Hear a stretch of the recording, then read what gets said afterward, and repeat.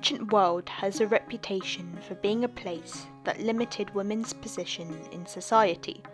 It is easy to see why this is the case. For example, women not being able to hold public positions in ancient Rome, to women not being able to even own property, vote, or be seen in public without a male chaperone in ancient Athens. However, this was far from the case, as in many ancient societies, women experienced freedoms and high status, sometimes better than some women in the 19th century.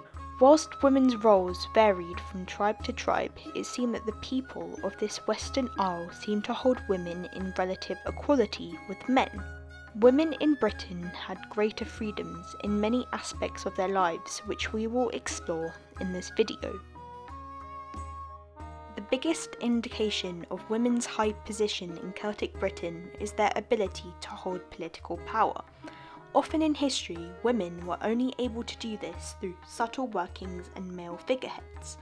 However, women in Celtic Britain seem to be leaders in their own right. Female leaders in Britain are recorded in contemporary historical accounts, the most famous being Boudicca, who became leader of the Iceni in the mid-1st century.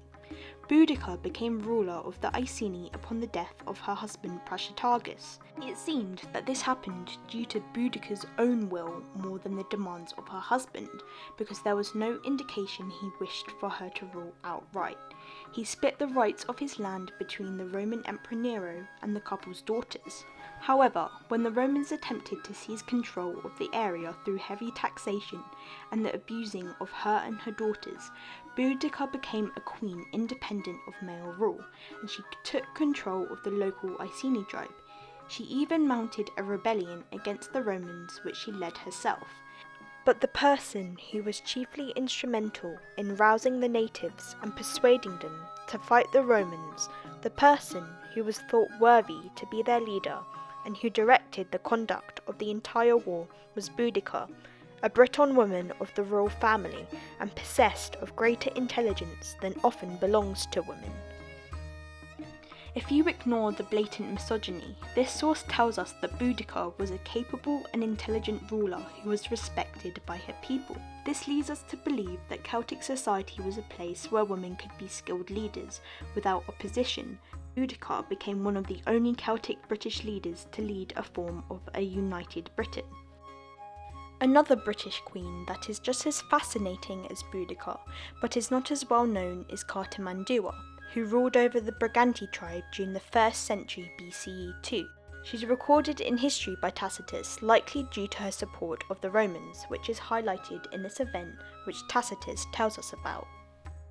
She was ruler over the Brigantes, having the influence that belongs to high birth, and she had later strengthened her power when she was credited with having captured King Cassius by treachery, and so furnished an adornment for the triumph of Claudius Caesar.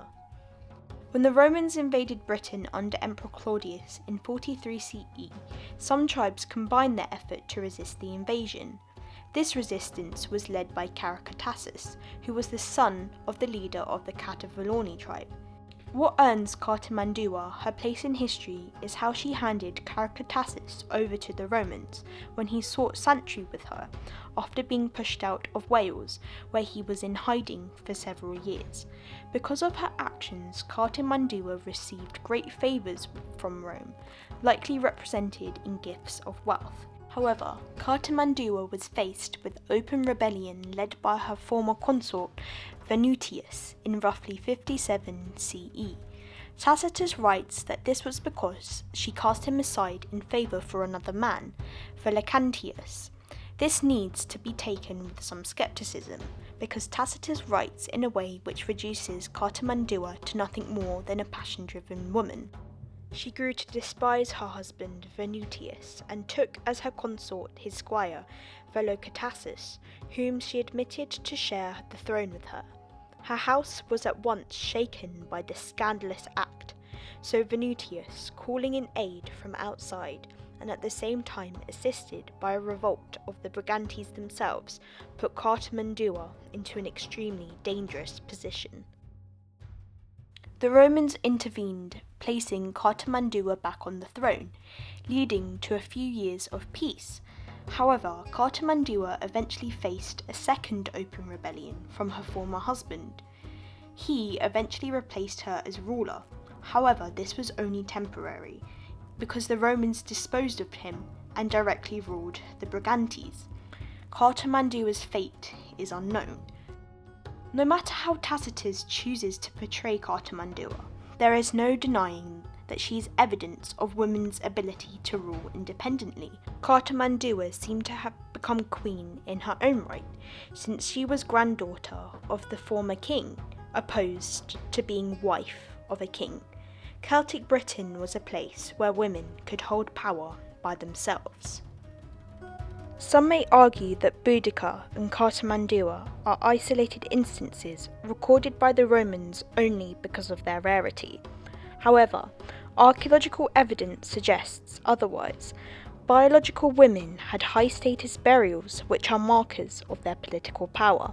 It is important to note that they are extremely similar to burials attributed to kings, princes, and other male rulers, which suggests that women could be regarded as queens on the same level as their male counterparts. For example, there is a grave which was uncovered in Dorset, which is known as the Birdlet grave. In the burial, a biological female skeleton has been found with coloured beads and an ornate mirror, which certainly denotes her high status position as a queen or chieftain. What perhaps indicates her status more so is analysis of her bones, which indicate she had a protein-rich diet in which she consumed high levels of meat, an indicator that she was part of the elite. The presence of such a high-status burial have even caused some historians to believe that the tribe whom this woman belonged to could have been a matriarchal society. This is discussed more on the BBC's Digging for Britain programme, which I highly recommend.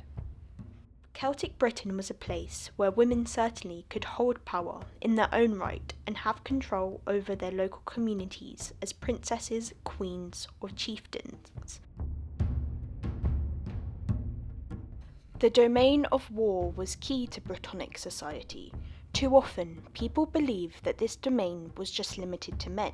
However, in the Celtic world, women were a part of this warrior class that was so vital to Celtic life. The most obvious evidence of women's participation in warfare is Boudicca, who alongside being queen, led a military force and fought in battles against the Romans. Boudicca burned down key Roman cities, London, St Albans and Colchester.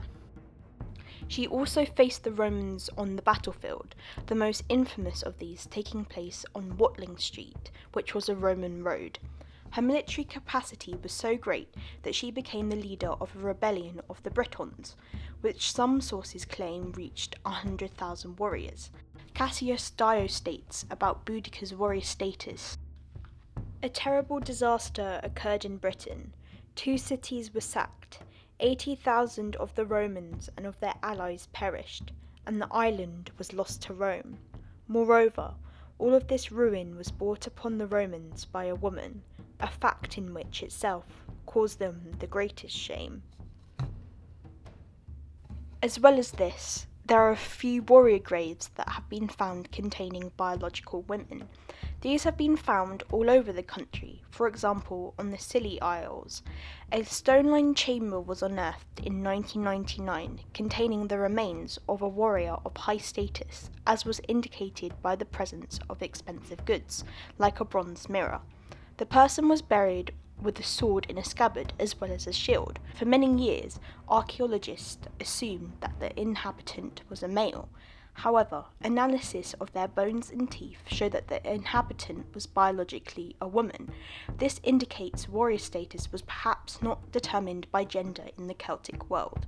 The Wetwan grave, which I have spoken about in my previous video, also comes to mind, since the biological woman was buried alongside a chariot, which was a very important tool in Celtic warfare. The person buried there could have possibly been a warrior or military commander. However, these graves do not tell us what the Celtic people really thought about female warriors in general. Did they think of women fighting in a negative light, or did they respect them and see them as capable? The The best place to seek this information out is the old folk tales that survive from the ancient Britannic communities. Alongside male heroes like King Arthur and Gwydion, female warriors are present in the mythology of the Britons. For example, Queen Meb or Maeve was a mythological Irish queen who partook in warfare, leading the cattle raid of Cooley in order to retrieve cattle that would make her richer than her husband. She is painted in a negative light, but her story still suggests that women could lead military forces. However, the most interesting female warrior in Celtic mythology is Scáthach. She was a renowned and skillful warrior, having her own impenetrable fortress on the Isle of Skye. She also was said to have invented her own weapon, the barbed spear. Her skills gained her such a reputation that she trained many great warriors, the most famous being Cuchulainn, who is central to the Ulster cycle. Scáthach even had a female war rival, the Queen Aoife, who she eventually defeated alongside Cuchulainn. Scáthach is presented in a positive light, being a hero in her own right. This tells us that the Celts valued female warriors and they were a key part of their world, so much so that they were immortalised in folklore. Since women could hold positions that related to warfare and politics, it is likely that they could hold important positions in religion too. The written accounts are already sparse generally when dealing with Celtic religion, so you can imagine they are virtually non-existent when relating to women in Britain specifically. The only passage that tells us anything really is from Tacitus again, when he discusses the Roman massacre of the religious centre of Anglesey in Wales. On the beach stood an adverse array of arms and men, with the women flitting between the ranks, in the style of furies in robes of deathly black and with dishevelled hair. They brandished their torches. This at least tells us that women were permitted to be in religious spaces and take part in rites equally alongside men. Religion was not something that was segregated down gendered lines. We know for certain that female Druids existed in the Celtic world because of the Historia Augusta, which describes female Druids in many places, from a description of Aurelian who consulted a Gallic Druidess to the revealing of a prophecy given to the Emperor Diocletian by a priestess from Gaul too. There is even some more detailed accounts of women's religious roles offered by Plutarch, although it must be noted he's discussing the invasion of Hannibal. The women, placing themselves between the armies, took up the controversies, argued them so accurately, and determined them so impartially that an admirable friendly correspondence, both civil and domestic. Hence the Celts made it their practice to take women into consultation about peace or war, and to use them as mediators in any controversies. As the sources relate to the Celtic peoples of the continent and are not specific to Britain, they still are useful when examining women's roles in religion. This is because they tell us, in the Celtic world, that women's religious roles were not marginal, frivolous, or simply ceremonial. Women were central to religion, providing the counsel needed to make life-determining decisions, such as whether to go to war or not. It is only logical to assume that this same approach would have extended to women in Britain. Another indication of women's roles in Celtic religion is how goddesses are presented in Celtic mythology. Of course, the worship of deities differed from place to place, but it seemed that goddesses were extremely vital to the Celtic pantheon in general. For example, Danu, the goddess of water and fertility, was in particular very important to the Celts of Britain and Ireland. She was known as the Mother Goddess, being responsible for the creation of the Brythonic gods. It is her tears that provided sacred waters needed to birth the gods and nurture the sacred oak tree. She was so important to the Brythonic people that the gods are known as the people of the goddess Danu. Another important female deity is the Morrigan, who is the goddess of fate and war, as well as the bringer of death on the battlefield. She is associated heavily with ravens and crows, being able to shapeshift into one at will. During the festival of Samhain, she is said to couple with another god, Dagda, thus representing the end of the lighter months and the start of darkness. Due to the multitude of her roles in Celtic religion, the Morrigan is said to be a triple goddess, for example, like the Greek goddess Hecate. Brigid is also another interesting goddess, having domain over wisdom and poetry, being associated with the bard class that existed in Britain. She was also, interestingly, associated with fire and metalwork, being revered by smiths and other metalworkers. Brigid as a goddess is also linked with healing and rebirth, as is marked by her being revered at the festival of Imbolc, which marked the beginning of spring. For me, however, the most interesting part of these goddesses is that they are not boxed into a single category. These women are linked with many aspects that range from everyday life to abstract ideas like fate and death. On a larger level, this helps us to understand that the Celts viewed women in not just a single way, like many other contemporary societies did. In the Celtic world, women experienced a level of equality that many other women did not. This equality was certainly not perfect, and it's still unknown the full extent of it. There is no denying, however, that greater freedoms existed for women of Celtic Britain. They could solely hold political positions, fight as warriors in battles, and could be priestesses and seers. Women were goddesses. They had high-status graves and were immortalised as heroes in folk tales. Their female leaders were so influential that they quite literally blazed their way into history. Above all, women were present in Celtic Britain in a way that other women in European societies of the same time were not. Hi there! Thank you so much for watching this video. If you enjoyed, please consider liking and subscribing. I also have a TikTok and an Instagram which I will leave linked down below, so you can check them out if you want any more content about history. Again, thank you so much for watching this video.